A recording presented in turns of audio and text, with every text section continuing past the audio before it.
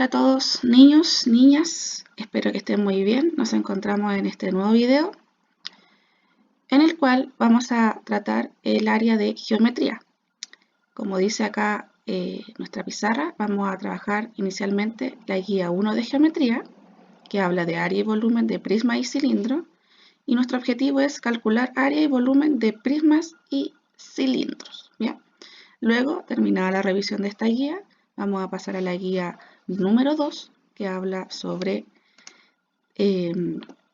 teorema de Pitágoras, y finalizamos con nuestra guía número 3, que habla sobre transformaciones isométricas. Bien, entonces, vamos a la guía. Ya tengo acá mi guía número 1 de geometría, área y volumen. Entonces, para contextualizarnos un poco y recordar algunos conocimientos y aprendizajes que ustedes tienen, ¿cierto? Vamos a recordar que los cuerpos geométricos se van a clasificar en poliedros y cuerpos redondos. En los poliedros, todas sus caras son polígonos y entre ellos pueden distinguir los prismas y las pirámides. Aquí tenemos un prisma y acá tenemos una pirámide. La pirámide tiene una cúspide, ya que es un vértice superior. ¿Ya? En cambio, el prisma no tiene ninguna cúspide. ¿Bien? Los cuerpos redondos son aquellos que están limitados parcial o totalmente por superficies curvas, y entre ellos tenemos los cilindros, los conos y las esferas. Este es un cilindro, cara basal, y esta es la superficie curva. Este es un cono, tenemos una cara basal, una superficie curva, y acá tenemos un vértice. Y la esfera, que es una superficie totalmente curva. Bien. Eso respecto a recordar, ¿cierto?, lo que son los poliedros y los cuerpos redondos. Bien, entonces vamos a pasar a prismas. Un prisma es un poliedro cuyas caras laterales son paralelogramos y sus caras basales son paralelas y corresponden a polígonos congruentes. La red de construcción de un prisma de base hexagonal puede ser la siguiente.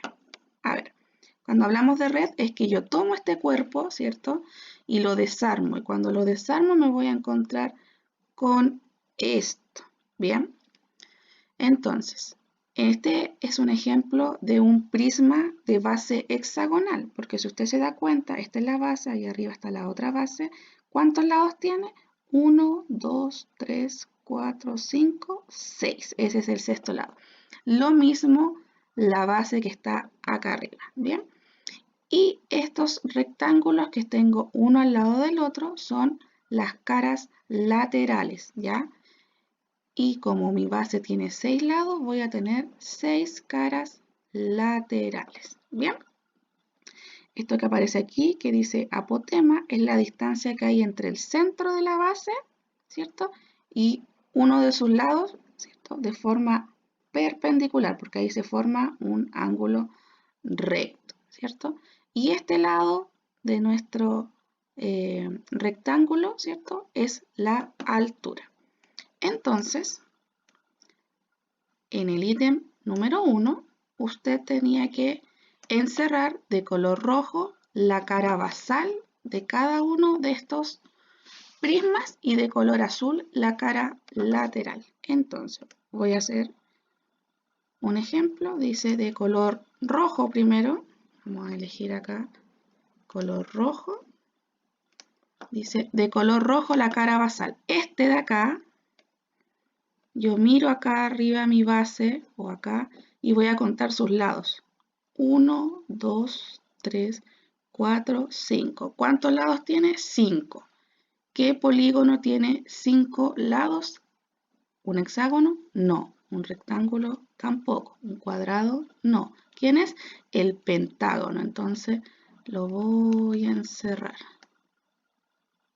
en rojo.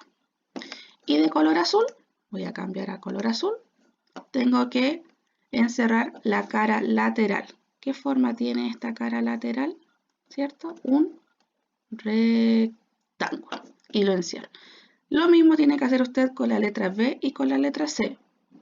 Si hay alguna cara que no aparece, no se preocupe, solamente tiene que hacer lo que se indica acá. Bien. Luego pasamos al siguiente ítem. En el ítem 2 dice, dibuja las figuras geométricas que forman la red de construcción de cada prisma recto. Ayúdate con la regla para dibujar.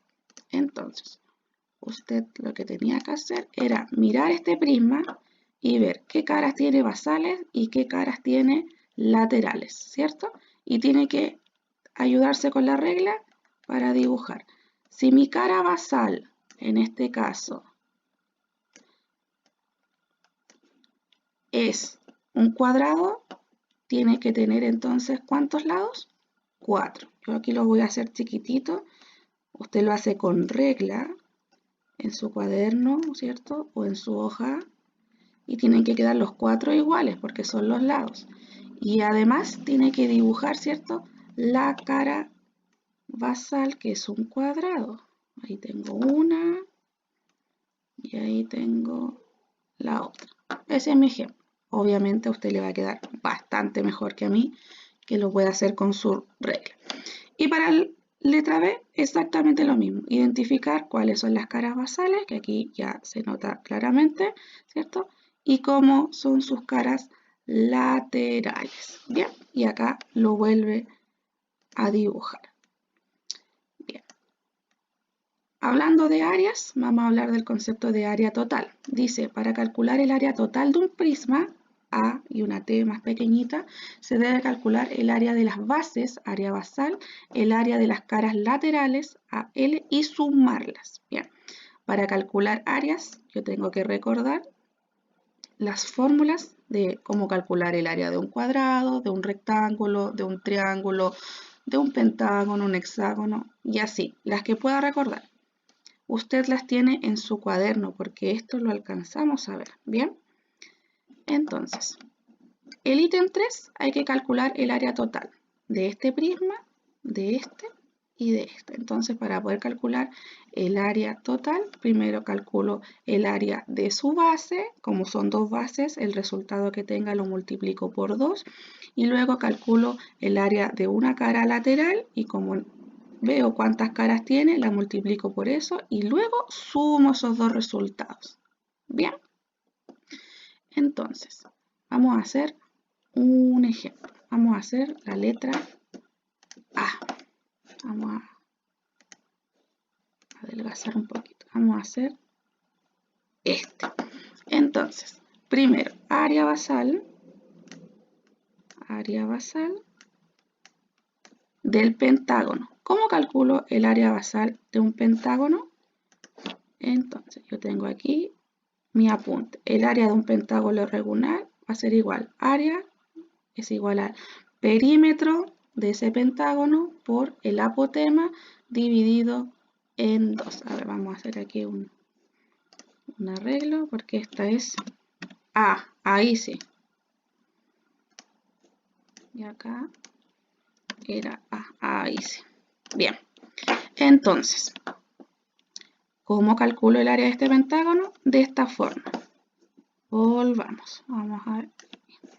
Entonces, el área basal del pentágono. Perímetro por el apotema dividido en 2. ¿Cuánto es el perímetro? Es la suma del contorno de este. Y me está diciendo aquí que vale 5. Entonces 5, 10, 15, 20, 25. 25 centímetros vale el perímetro por el apotema. El apotema es este que está acá y acá me lo indica. El apotema aproximadamente 3,5 centímetros.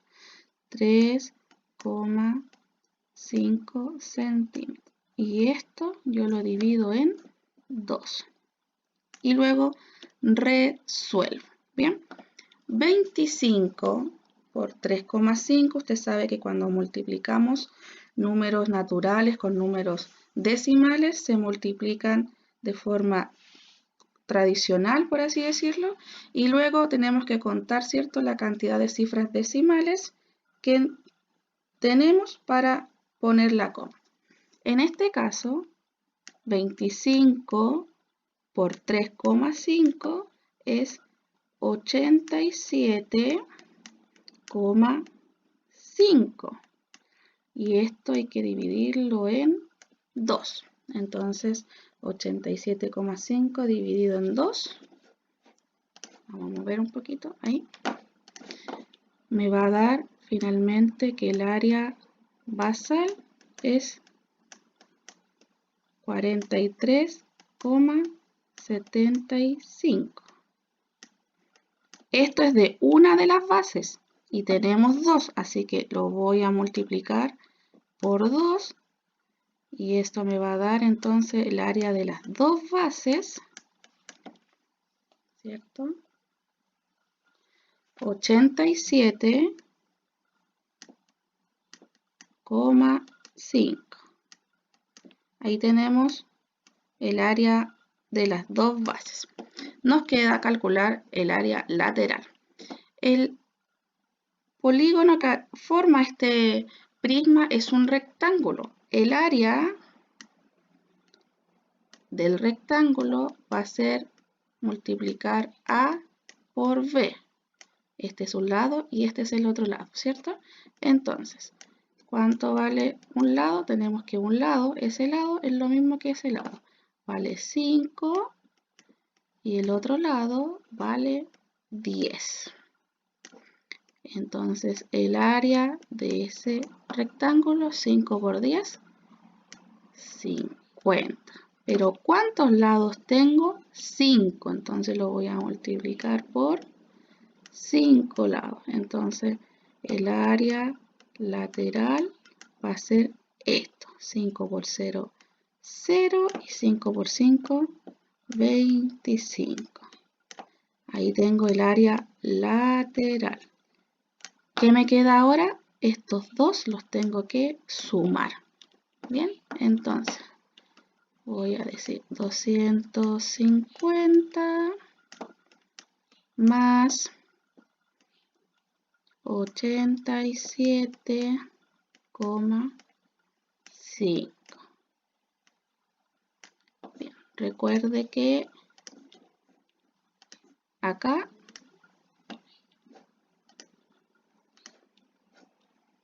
yo puedo completar, ¿cierto? Con ese 0 para que me queden, ¿cierto? Con la misma cantidad. Entonces, aquí queda 5, bajo la coma, 7, 5 más 8 son 13, anoto el 3, reservo 1 y 2 más 1 son 3. Por lo tanto, mi área total del ejercicio letra A va a ser igual a 337,5 centímetros. Y como estamos hablando de áreas, cuadrados. Y así termino mi primer ejercicio. Bien, súper. Luego pasamos a volumen. Bien, recordemos que el volumen, ¿cierto? Es el espacio que ocupa un cuerpo, ¿ya? Entonces vamos a hablar aquí de figuras que ocupan un espacio, no de figuras planas, ¿bien? Entonces, el volumen de un prisma lo puedes determinar calculando el producto del área basal y multiplicarlo por la altura. Esa es la fórmula general. Ahora, dependiendo del tipo de prisma, es cómo vamos a calcular el área de la base, porque si se dan cuenta en el ítem 4 tenemos aquí un prisma que tiene base triangular, entonces tengo que saber calcular el área de ese triángulo, ¿cierto? Acá tenemos un prisma hexagonal, acá tenemos un prisma, ¿cierto?, de base cuadrangular. Entonces yo lo que tengo que hacer es identificar, ¿cierto?, el área basal y luego multiplicarlo por la altura. Entonces, voy a tomar de ejemplo la letra A. Entonces, tengo un prisma de base triangular y necesito, ¿cierto?, calcular el área basal y luego multiplicarlo por la altura para obtener el volumen. Entonces, el volumen, vamos a volver a anotarlo, es el área basal por la altura. ¿Cómo calculo el área basal en este caso? Es un triángulo. ¿Cómo calculo el área de un triángulo? Diciendo base por altura de ese triángulo partido por 2. Ahí voy a calcular eso y eso lo voy a multiplicar por la altura del prisma. Entonces, ¿cuánto vale mi base en este triángulo? Que es este de aquí, 4. Por ¿cuánto vale mi altura en este triángulo? Que es 3. Y todo esto lo divido en 2. Y lo voy a multiplicar por la altura del prisma. Y la altura del prisma es 6. 4 por 3 es 12 y 12 dividido en 2 es 6, ¿cierto? Entonces me va a quedar 6 como área basal por 6, que es mi altura. ¿Cuánto entonces es mi volumen? 6 por 6, 36. Cuando hablamos de volumen, aquí la unidad de medida es centímetros, pero cuando hablamos de volumen, decimos que es centímetros cúbicos. Entonces, ahí tengo mi primer resultado. Lo mismo le toca hacer a usted con la letra B, que es un hexágono, donde tiene la medida de ese lado, de este lado, que corresponde a la altura, y de la apotema, que necesita saberla para calcular el área de esta base, ¿cierto? Y la letra C lo mismo. Esto, por las medidas que me están dando, yo sé que es un rectángulo lo que está acá abajo, entonces calculo, ¿cierto?, esto y luego multiplico por la altura. La altura es esta, no esa, porque la altura tiene que caer de forma perpendicular a la base. ¿Bien? Eso respecto a prismas. Avanzamos entonces a cilindros. El cilindro es un cuerpo redondo cuyas caras basales son paralelas, la que está arriba y la que está acá, ¿cierto? Y corresponden a círculos. Este cuerpo geométrico puede ser generado por la rotación de un rectángulo alrededor de un eje L. Es decir, si yo tengo este rectángulo aquí, este es mi eje, y yo lo hago rotar, rotar, rotar, se me forma este cilindro, ¿bien? La red de un cilindro, es decir, cuando yo tomo el cilindro y lo desarmo, me puede quedar más o menos así. O este puede quedar ahí, este acá. Pero siempre tiene que haber uno acá y otro acá y, ¿cierto?, un rectángulo como cuerpo. Entonces, en el ítem 1 de la parte de cilindros, usted tenía que marcar con un ticket las que representaban, ¿cierto?, una red de un cilindro, y con una X las que no eran cilindro. Entonces, vamos a elegir. Esta, eso no es, esta sí es. Esta podría ser o no podría ser. ¿Qué tiene de especial que la hace no ser? Que esos dos están al mismo lado. Entonces, si usted en su mente toma esto y lo enrolla, se va a dar cuenta que esas bases van a quedar para el mismo lado y me va a quedar un lado sin esa base, así que no me sirve. Esta se parece bastante a la del ejemplo y a esa, ¿cierto? Entonces también. Y esta de acá, esto no es un rectángulo, entonces no. Bien, ahí está el primer ítem completo con sus respuestas. Bien. El ítem 2 de cilindro dice: completa con la medida del cilindro generado al rotar la figura en torno al eje L. Lo que le voy a pedir es que me indique el radio, el diámetro y la altura. Entonces, este lo contesto acá, este en este de acá y la letra C acá en el último. Entonces, voy a hacer yo uno para que vea usted cómo lo debe hacer y luego debe usted responder de forma autónoma la B y la C, o si ya tiene lista esta guía, lo compara y lo va revisando. Entonces, dice, esto que está acá que cruza de extremo a extremo, es el diámetro. Ya, voy a poner aquí una D de diámetro. Este que va del centro al borde es el radio. Y esto que está acá es la altura, ¿ya? Entonces, esto es lo que gira y me forma esto. Este que va del centro acá, entonces es el radio, 4. Si esto gira, gira, gira, ¿cierto? Me forma esto, entonces este de acá que está aquí, al girar también está acá. Entonces mi diámetro es 8. Y este, que es la altura, ¿cierto? Corresponde a 4 también. Bien. Así se va completando este ítem. Esto es lo mismo, solamente tiene que tener precaución que aquí está, ¿cierto? El eje hacia donde gira. Así que esta va a girar hacia abajo y esta gira hacia este lado de acá. Bien. Para área total, entonces, de un cilindro, se suma el área lateral con las áreas basales. Bien, el área lateral de un cilindro es 2pi por r por h, donde r es el radio de la base y h es la altura. Y el área basal es pi por r al cuadrado. Bien, aquí aparece esto, se ve bastante complicado, pero vamos a concentrarnos.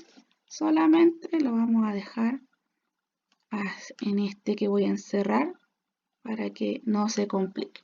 Vamos a decir que el área total de un cilindro va a ser igual a 2pi por r por h más 2 veces pi por r al cuadrado.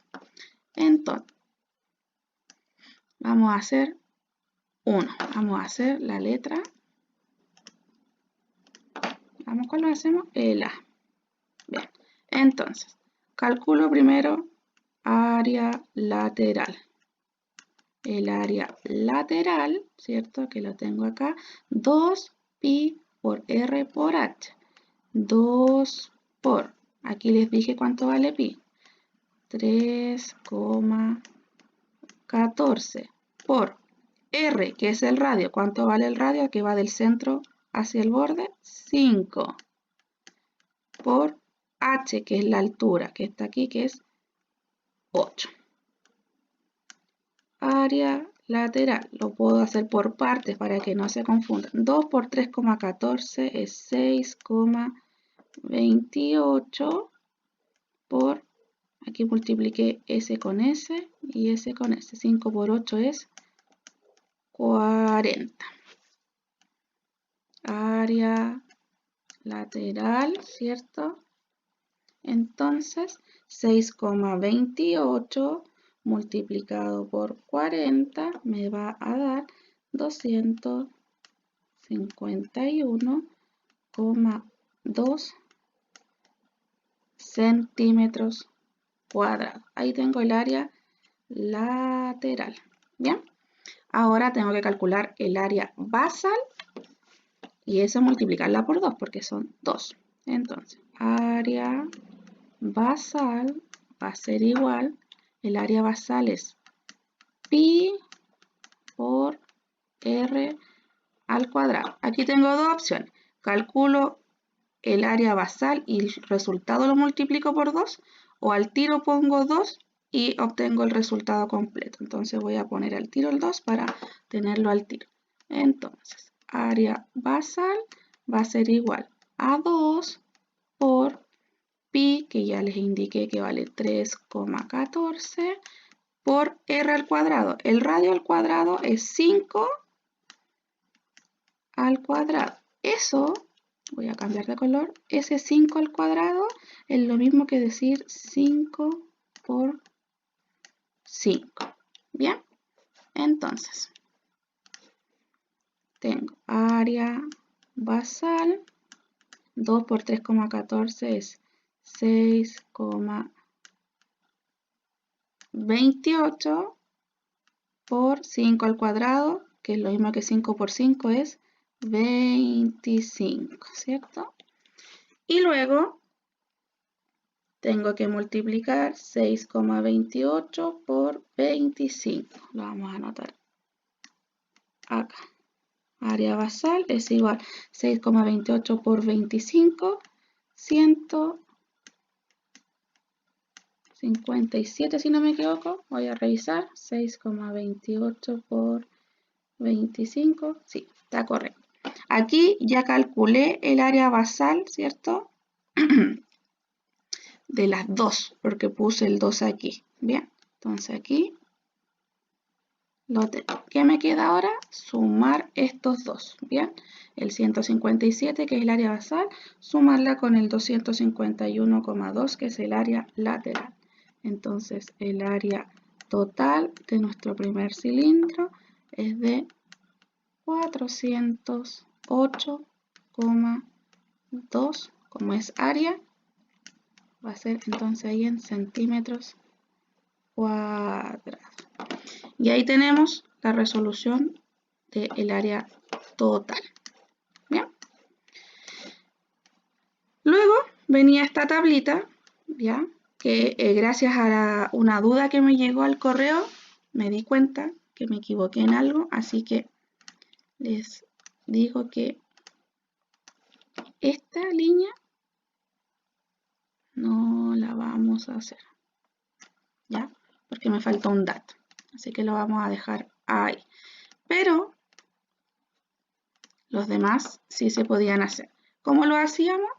Con las fórmulas que están planteadas en las hojas anteriores, yo iba completando, ¿bien?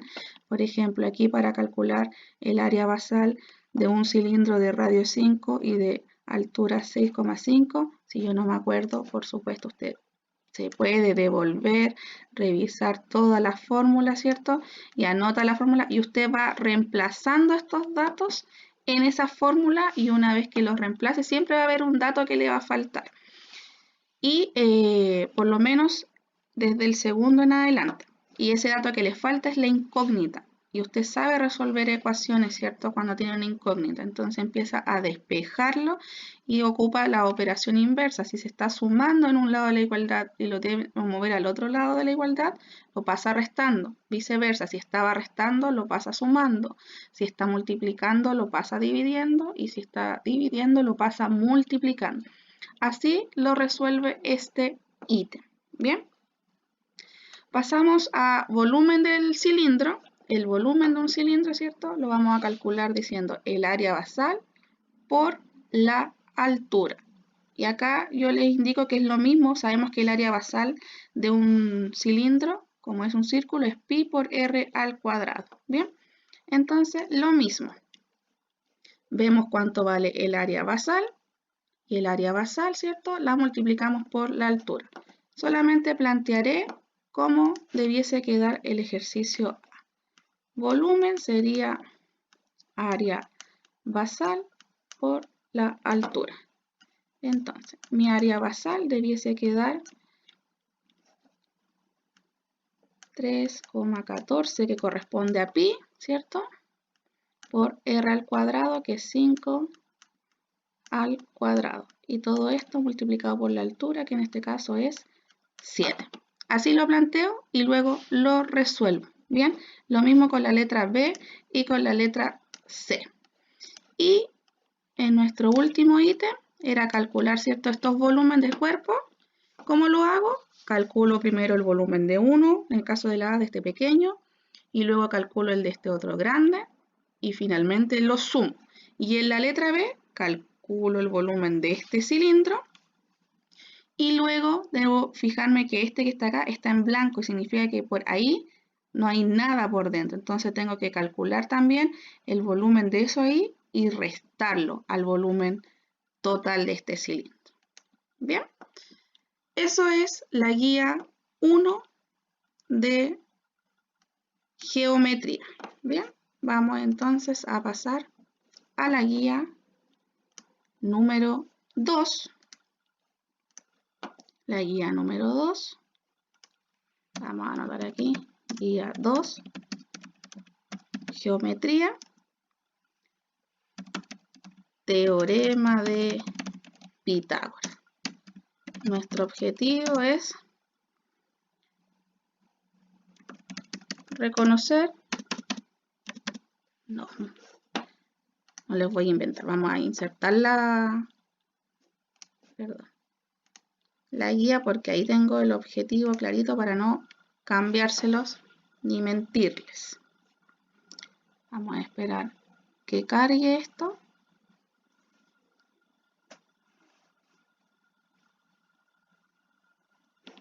Octavo, geometría, guía 2. Acá está.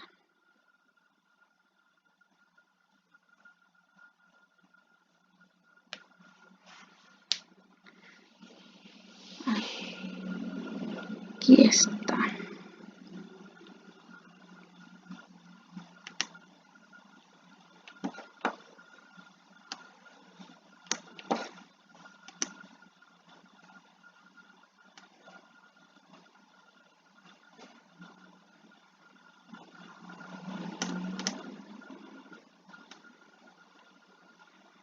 Ahí está.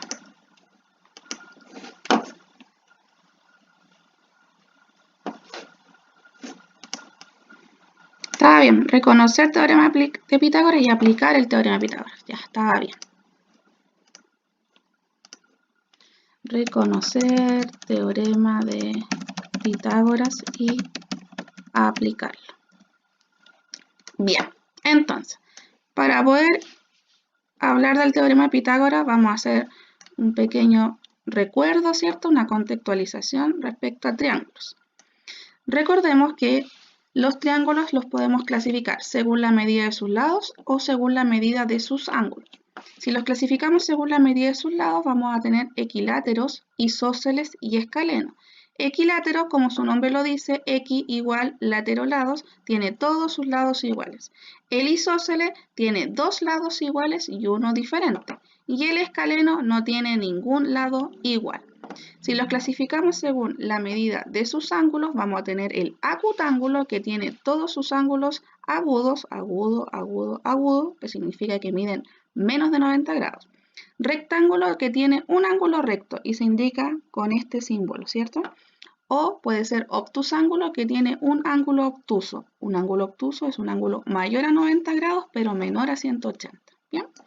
Entonces, dicho eso, el ítem 1, usted tenía que cada uno de estos triángulos clasificarlo de acuerdo a la medida de sus lados o a la medida de sus ángulos. Bien, entonces, el primero que vamos a hacer, solamente la letra A, esta rayita, ¿cierto? Me indican si los lados son iguales o no. Bien, entonces, si este lado es igual con este y este no me lo marca, significa que tiene dos lados iguales. ¿Cuál es entonces? Isósceles. Isósceles. Bien, ahora me toca clasificarlo de acuerdo a sus ángulos. Si tiene un ángulo recto, entonces, ¿qué es lo que es? Rectángulo.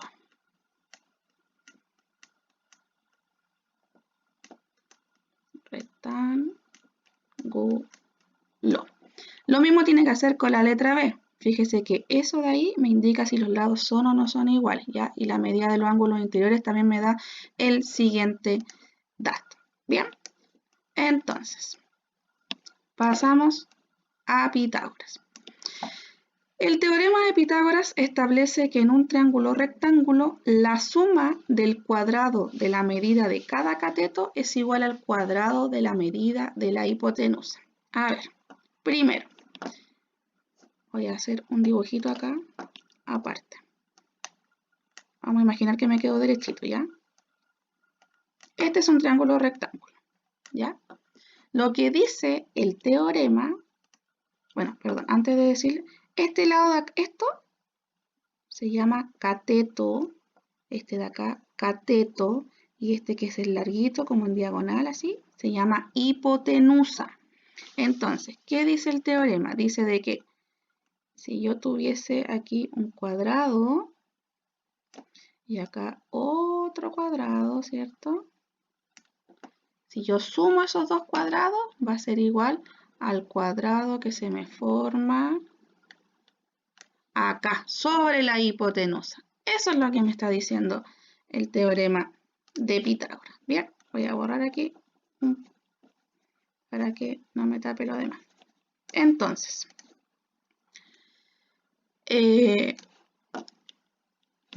aquí está, ¿cierto?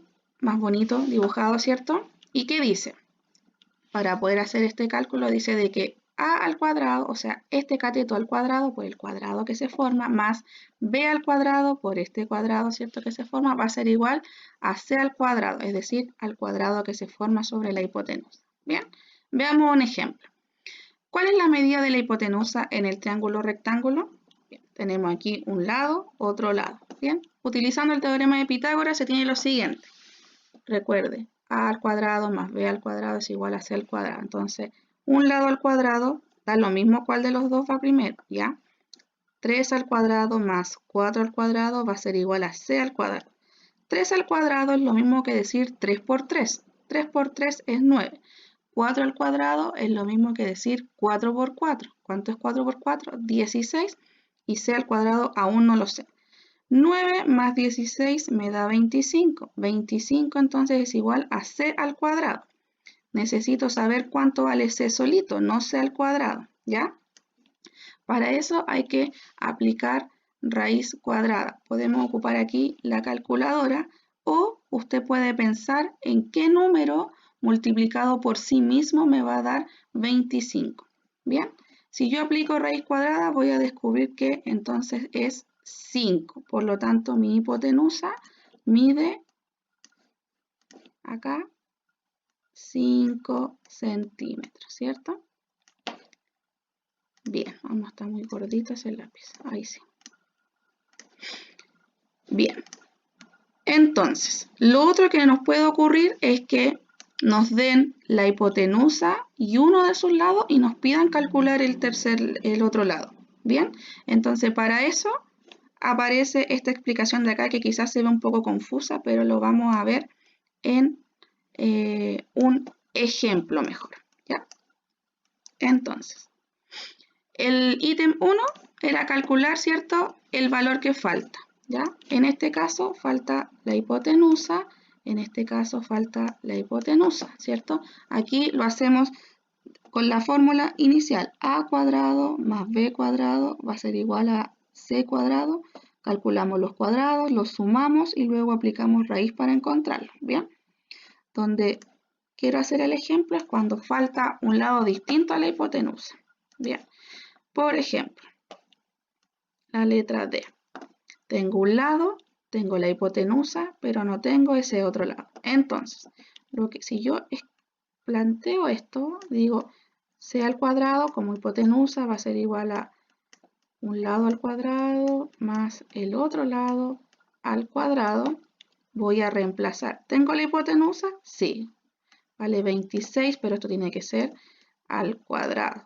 Va a ser igual. ¿Tengo un lado? Sí. Vale 10 y tiene que ser al cuadrado. Más, ¿tengo el otro lado? No lo tengo. Así que no lo puedo anotar. Y entonces resuelvo. Ese 26 al cuadrado es lo mismo que decir 26 por 26, que va a dar 676. Va a ser igual. Ese 10 al cuadrado es lo mismo que decir 10 por 10 y me va a dar 100. Más b cuadrado. Este número que está acá lo voy a mover al otro lado de la igualdad, pero con la operación contraria. ¿Bien? Entonces me va a quedar 676 menos 100 y va a ser igual a b al cuadrado. 676 menos 100 me va a dar 576 igual a b al cuadrado. Como el número es más grande, me cuesta pensar en un número, ¿cierto? Que multiplicado por sí mismo me dé eso. Entonces, podemos ocupar nuestra calculadora y sacamos nuestra raíz cuadrada, ¿cierto? Voy a decir que voy a aplicar raíz cuadrada. Entonces, la raíz cuadrada de 576, cuando yo hago esto, voy a cambiar de color para que este 2 con esto que está aquí, que no tiene números, es un 2. Entonces, este con este se me simplifica y me va a quedar b. Y calculo la raíz cuadrada de 576 que me da que es 24. Por lo tanto, este lado que me falta es igual a 24 centímetros. ¿Bien? Así puedo resolver también la letra C. El recíproco del teorema de Pitágoras establece que si se tienen tres segmentos de longitudes A, B y C que cumplen la igualdad, ¿cierto?, que aparece acá, entonces el triángulo formado por estos segmentos es un triángulo rectángulo. A ver, si yo en este caso que me olvidé verificar, yo tomo estos valores, los reemplazo, ¿cierto? Y me da el resultado que me da en este lado es igual a esto, significa que el triángulo que yo tengo acá es un triángulo rectángulo. Pero si yo resuelvo y el resultado de este lado es distinto, aunque sea en una unidad o en media unidad, significa que el triángulo no es rectángulo. Bien, vamos a hacer entonces el primero como ejemplo. Entonces tenemos que reemplazar, vamos a anotar aquí, a cuadrado más b cuadrado es igual a c cuadrado. Voy a reemplazar porque tengo todos los datos, necesito verificar si este triángulo es rectángulo, es decir, si puede ir este simbolito acá. Entonces, 18 al cuadrado más 24 al cuadrado es igual a 29 al cuadrado. Entonces, 18 al cuadrado, voy a mover un poquito ahí para tener más pizarra. 18 al cuadrado es 324 más 24 al cuadrado es 576 y 29 al cuadrado es 841. Me queda sumar esto para ver si da lo mismo que acá. Entonces, 324 más 576 me da 900. ¿Y 900 es igual a 841? No. Por lo tanto, este no es rectángulo. ¿Ya? Entonces aquí le escribimos no es triángulo rectángulo. Lo mismo tiene que hacer ahora usted con la letra B. Y el último ítem de esta guía, se me quedó pegado acá, a ver, ahí sí, es de aplicación, ¿ya? Usted se pregunta, ¿y cuándo voy a ocupar el teorema de Pitágoras? Bueno, en situaciones como esta, ¿bien? En la que en la letra A dice, un niño observa un árbol a 36 metros de distancia, o sea, el niño que está acá está, ¿cierto? La distancia la medimos aquí, en la Tierra, ¿cierto? A 36 metros de distancia, como se muestra en la imagen, ¿cierto? ¿Cuál es la altura del árbol? Y me está diciendo que entre el niño y la punta del árbol hay 45, entonces solamente les voy a dejar escrito, la distancia que hay aquí es de 36 metros. Me falta, tengo hipotenusa, tengo un lado, me falta el otro lado. Entonces lo hago como lo hicimos hace un ratito, ¿cierto? Para buscar ese lado que me falta. Lo mismo acá con el faro. El faro mide 14 metros, ¿cierto? Y este barco, que está indicado con la letra P, ¿cierto? Necesitamos esta medida. Esta medida me está diciendo que es 50 metros porque dice, si el alcance visual, porque dice que yo estoy mirando desde acá, es de 50 metros. Entonces, aquí hay 50. Necesito este de acá, ¿cierto? Y aquí me está indicando que ahí está el ángulo, ¿cierto? Recto. Entonces, aquí me falta este otro lado. Y acá lo mismo, calcular la diagonal del paralelepípedo, ¿cierto? Que está acá. Puede usted desarmarlo, ¿cierto? Y calcularlo o hacerlo así directamente. Bien, eso es teorema de Pitágoras. Súper fácil y entretenido. Bien, vamos entonces ahora con nuestra última guía.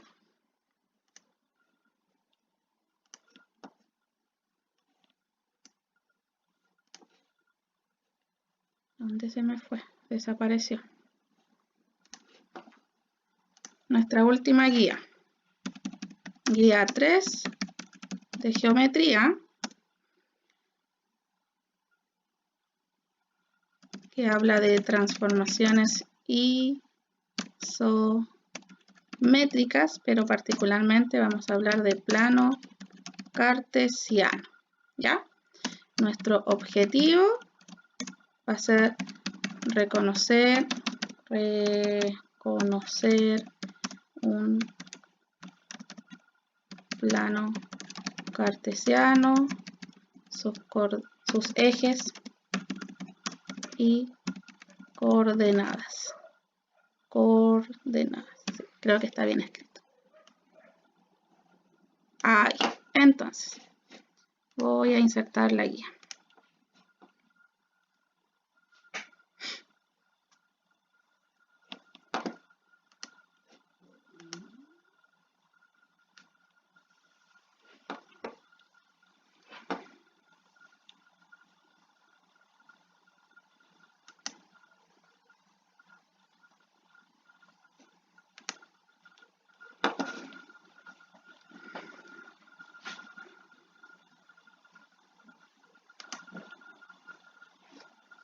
Un momento, chicos, por favor.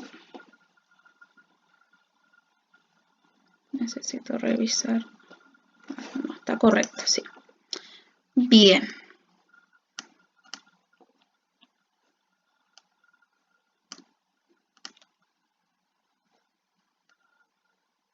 Me quedó ahí, no importa. Entonces, vamos a comprender el concepto de plano cartesiano, ubicar el eje de las abscisas, que es la X, el eje de las ordenadas, que es la Y, y ubicar pares ordenados en el plano cartesiano. Entonces, primero, ¿qué es el plano cartesiano?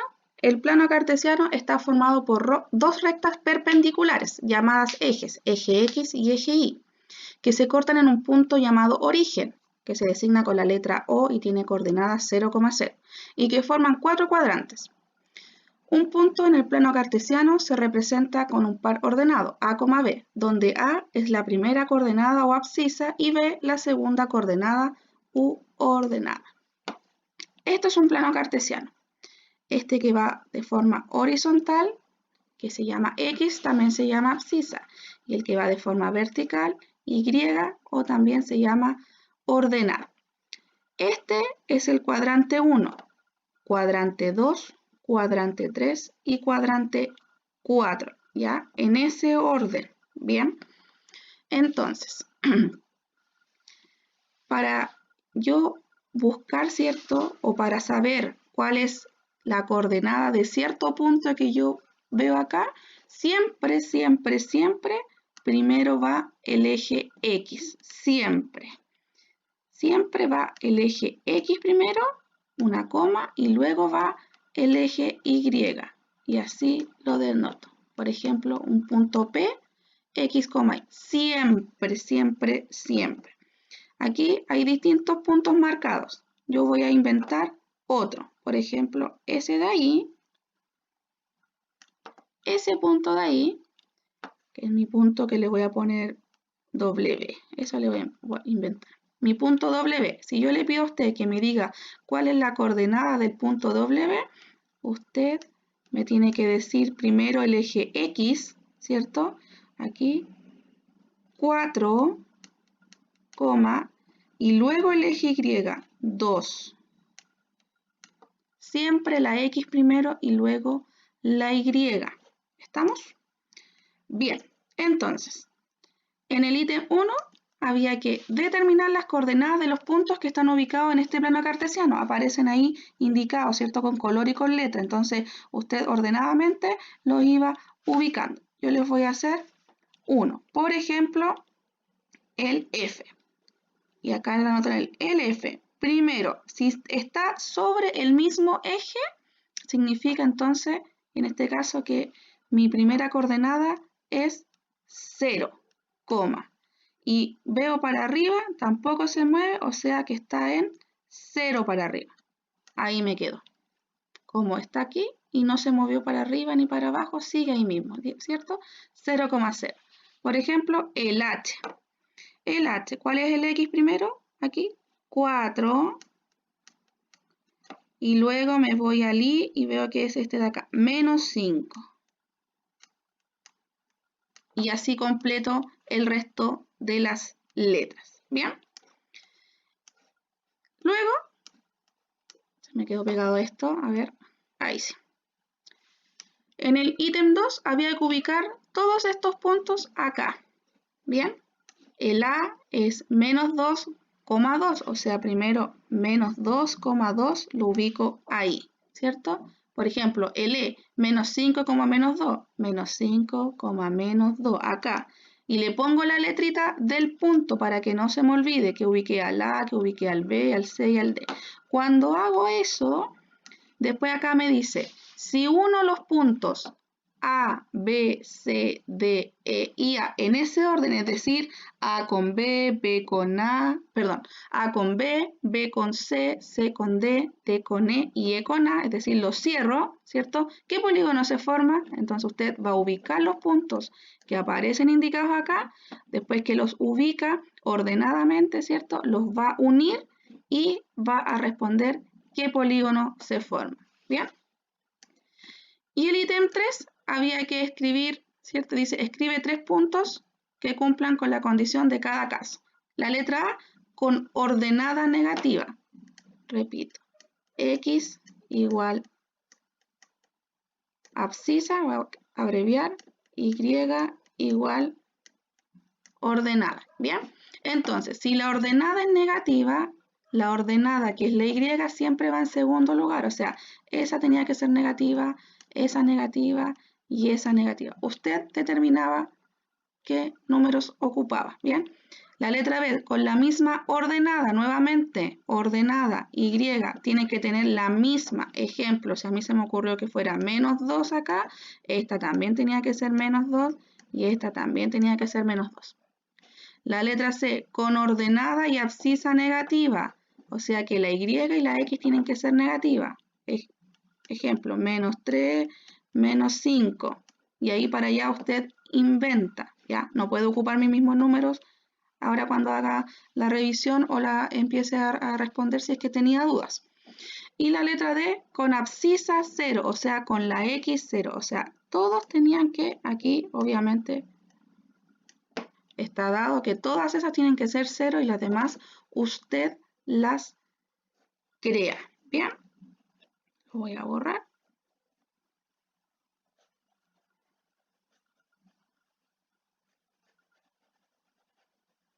Entonces, de esa forma termina la guía número 3 sobre plano cartesiano. Bien.